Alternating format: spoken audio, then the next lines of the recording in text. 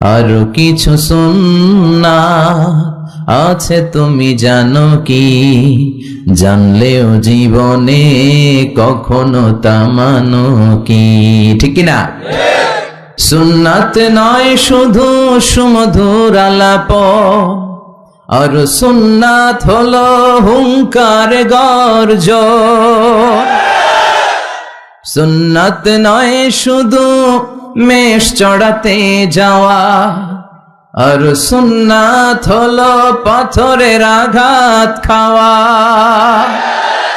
মোহাব্বতে তার সুদিনের সাথী তুমি, দুর্দিনেও তার পাশে থাকো কি? আরো কিছু সুন্নাত আছে তুমি জানো কি? জানলেও জীবনে কখনো তা মানো কি?